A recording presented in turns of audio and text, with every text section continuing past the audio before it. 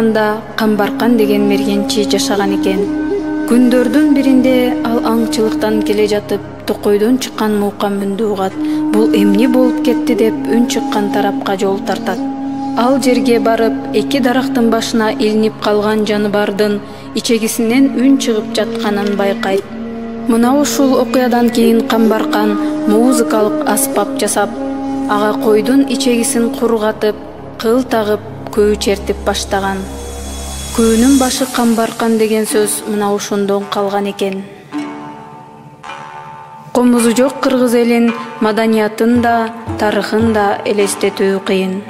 Комуз бул кыргыз элинин байыртадан бери келе жаткан чертме кылдуу аспабы болуп эсептелинет. Ал өрүк, жаңгак, карагай жана башка жыгачтардан чабылат. Комуздун жалпы узундугу болжол менен 85-90 см болот. Ал эми комуздун түзүлүшү: кулактары, башы, мойну, кылдары, чарасы, көзөнөгү, куткуну, тепкеги жана капкагы болот.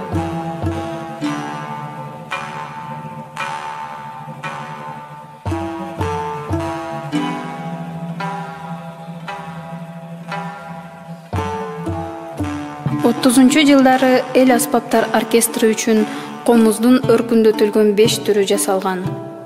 Комуз пикколо, комуз прима, комуз альт, комуз тенор, комуз бас.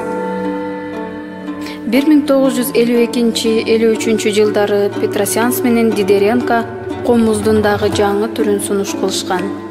Аны Ташкенттеги Илим изилдөө институту ишке ашырган. Азыр Орозов атындагы эл аспаптар оркестринде комуздун 4 түрү колдонулат. Комуз прима, комуз секунда, комуз альт, комуз бас. Өткөн заманда комуз үнү жайлоодо, боз үйлөрдө жаңырса, бүгүн дүйнөлүк чоң аренага чыгууда.